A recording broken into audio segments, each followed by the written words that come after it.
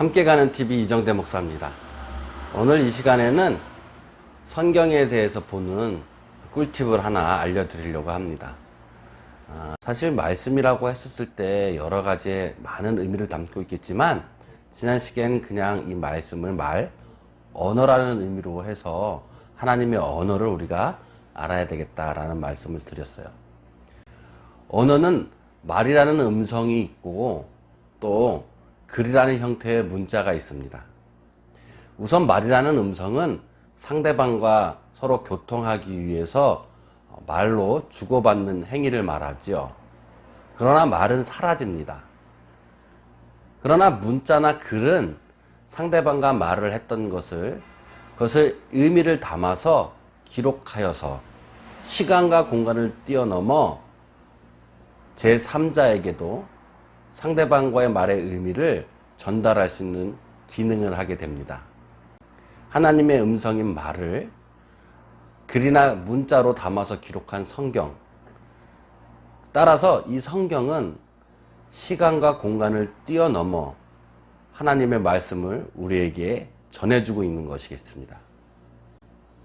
성경에 기록된 역사적인 사실, 2000년 전의 예수님의 말씀, 이것을 글과 문자로 기록하면서 2000년의 사건이 바로 오늘 내 삶으로 임하는 것이고, 창세기에 있었던 선악과의 이야기나 홍수의 이야기나 모세가 홍해를 가르고 광야를 지나면서 살았던 출애굽의 이야기가 그저 과거의 사건으로 끝나는 것이 아니라 성경을 통해서 지금 하나님께서 나와 나누고자 하는 삶의 이야기가 있다라는 이야기입니다. 자, 그러면 오늘 이 시간에 성경을 처음 피시고 스스로 성경을 읽어가면서 어떻게 내가 하나님의 말씀을 내 삶 속에서 다시 재해석할 수 있는가에 대한 꿀팁을 드리도록 하겠습니다.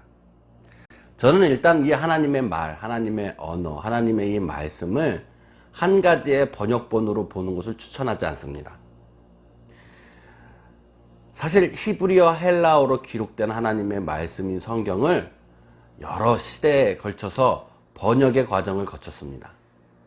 만약에 번역의 역사가 궁금하시다면 따로 영상을 제가 만들도록 할 거고요. 지금은 그런 번역의 역사를 얘기하고자 하는 게 아니라 지금 우리 앞에서 읽을 수 있는 언어가 대한민국의 한글로 되어져 있는 언어라는 거죠. 물론 여러분께서 영어를 잘하시거나 히브리어나 헬라어를 잘하신다면 영어 성경이나 헬라어, 히브리어 성경을 보셔도 상관은 없습니다. 한글로 번역된 성경 중에서 우리가 가장 많이 보고 있는 성경이 저도 또한 갖고 있는 개역 개정 성경입니다. 근데 이 개역 개정 성경만 보면 하나님의 말씀이 잘 이해되지 않을 경우가 굉장히 많아요. 그래서 한국 학자들이나 한국 교계에서 이 어려운 성경을 쉬운 현대어로 풀기 위한 많은 노력들을 기울였고, 한국어 성경에 현대어 성경, 많은 쉬운 말 성경들이 나왔습니다. 그런데 제가 그런 많은 성경들을 보았는데요. 사실 이 개역 개정판도 개역 한글판을 기본으로 해서 좀 오류가 있는, 또 너무 어려운 없어진 단어들을 다시 좀 쉽게 번역한 거에 불과합니다. 그런데 현대어 성경이나 쉬운 성경도 마찬가지로 개역 개정에 있는 어려운 한글을 좀 쉽게 풀이한 거에 불과한데, 표지는 없어졌지만 새번역이라는 이 번역의 성경은 그래도 한국교회 목사님들께서 직 원문을 가지고 번역한 것이어서 더 의미가 깊다고 할 수 있을 것 같아요. 그래서 저는 성경을 읽을 때 개역 개정판을 기본으로 보고, 그리고 잘 이해가 가지 않는 거나 비교해서 볼 때는 이 새번역 성경을 봅니다. 여러분, 성경을 읽기 어려우시다면 새번역 성경을 읽는 것을 권해드려요. 그리고 또 제가 한 가지 권해드리는 것은 가톨릭 성경입니다. 사실 개신교로서 가톨릭을 비판하시는 분들도 많이 계시는 것은 사실입니다. 그리고 개신교에서 보는 성경보다는 가톨릭 성경이 더 많은 권수를 가지고 있는 것도 사실이죠. 그런데 이 가톨릭 성경은 사실 세번역과 마찬가지로 가톨릭 신부들께서 직접 원어를 가지고 번역한 글입니다. 개신교 성도분들이 가톨릭 성경을 읽는데 조금 어려운 경우가 있습니다. 왜냐하면 고유명사의 단어가 조금 우리와 달라요. 예를 들어서 마태복음을 마테오 복음이라고 이야기합니다. 이런 고유명사의 단어만 조금 다르고요. 그러나 가톨릭에서 번역한 이 성경, 가톨릭 성경은 원어 원문을 그대로 번역한 참 훌륭한 번역본인 것 같습니다. 그래서 저는 여러분들께 성경을 읽으실 때 개역 개정판과 새번역판 그리고 가톨릭 성경을 함께 보는 것을 추천해 드립니다. 하나님의 언어의 말씀을 우리가 이해하기 위해서죠. 자, 이렇게 성경이 준비되었다면 이제 성경을 읽으셔야겠죠. 자, 읽으시기 전에 제가 또 하나 말씀드리고 싶은 것은 성경의 맨 처음에 보면 알려두기라는 것이 항상 있어요. 이 알려두기를 한번 읽어보시고 성경을 읽는 것이 중요해요. 성경을 보게 되면 가로 문자도 있고 꺽쇠로 되어 있는 것도 있고 또한 단어 위에 1, 2라고 숫자를 붙여 있는 경우가 있습니다. 그때 가로가 무슨 의미를 하는 건지 또한 꺽쇠가 무슨 의미를 하는 건지를 알게 되면 쉽게 성경을 이해할 수 있는데 도움이 됩니다. 그리고 또 하나 여러분에게 추천하고 싶은 것은 원어 성경을 보는 것을 추천을 합니다. 어떻게 히브리어와 헬라어를 할 수 있냐고요? 제가 그거에 대한 꿀팁을 알려드리도록 하겠습니다. 자, 이제 제가 히브리어, 헬라어 언어 성경을 쉽게 볼 수 있는 방법의 팁을 알려드리려고 합니다.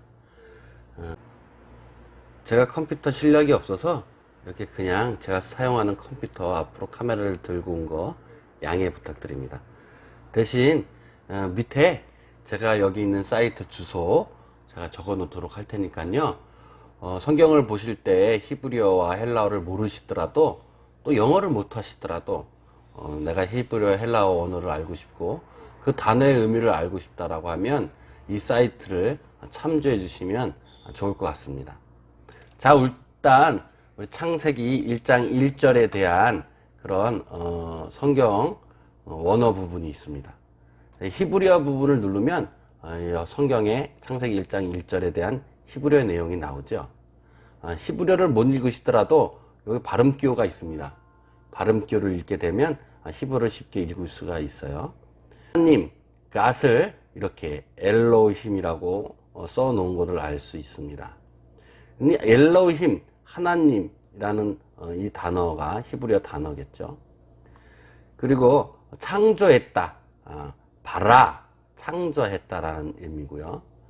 시작되었다, 태초에, 베리시트라는 의미를 갖고 있습니다. 자, 창조했다, 태초에, 창조했다, 하나님이라는 의미가 되는데요. 베리시트, 바라, 엘로힘입니다. 태초에라는 단어가 만약에 궁금하다, 무슨 의미를 갖고 있느냐가 궁금하다 하면 이 베레스트라는 단어를 클릭하면 바리스트라는 단어의 의미와 성경에 쓰여져 있는 구절들에 대한 이야기들이 쭉 나오죠. 여기 서머리라는 단어가 누르면 이 베레스트의 원형인 단어가 나옵니다. 그리고 밑으로 쭉 보시면 그에 대한 해설이 나오죠. 그런데 여러분 영어를 못 하시겠다고요? 걱정할 필요가 없습니다. 여기에 나와 있는 단어들은 그렇게 어려운 단어들이 아니기 때문에요. 이렇게 클릭을 하셔가지고 복사를 하셔서 구글 번역기에 그냥 번역하면 기초적인 단어의 이야기들이 나옵니다. 베레스트의 원형인 시작하다, 선택하다, 최고의 첫 열매 맨 앞이라는 의미를 갖고 있다라고 지금 되어 있죠. 이렇게 우리가 쉽게 성경을 읽다가 이 단어가 궁금하다, 이 단어가 잘 이해가 되지 않는다 라고 했었을 때 먼저 새 번역을 보시고, 그리고 또 공동 번역인 성경 번역을 카톨릭 번역을 보시고, 그리고 나서 맨 마지막에 더 깊이를 원하신다고 하시면 이 사이트에 들어가시면 무료로 히브리어와 헬라어의 원어적인 깊은 의미들을 다 알 수가 있습니다. 어떻게 도움이 되셨나요? 유튜브에 있는 목사님들이나 설교하시는 분들이 어떻게 그렇게 히브리어 헬라어 원어를 잘 아는지, 그 의미를 잘 아는지 오늘 사이트를 통해서 알아보았습니다. 여러분들도 충분히 할 수 있는 일들이에요. 오늘 이 시간부터 성경을 피시고 알려두기부터 먼저 보시고, 그리고 개정 개혁판만 보는 것이 아니라 새번역과 카톨릭 성경도 함께 보시길 바랍니다. 카톨릭 성경은 가까운 성당에 가시면 다 팔아요. 오늘 이 시간부터 성경을 피시고 스스로 성경을 읽고 하나님의 말씀을 알아가는 여러분이 되시기를 주님의 이름으로 축원드립니다. 다음에 또 만나겠습니다.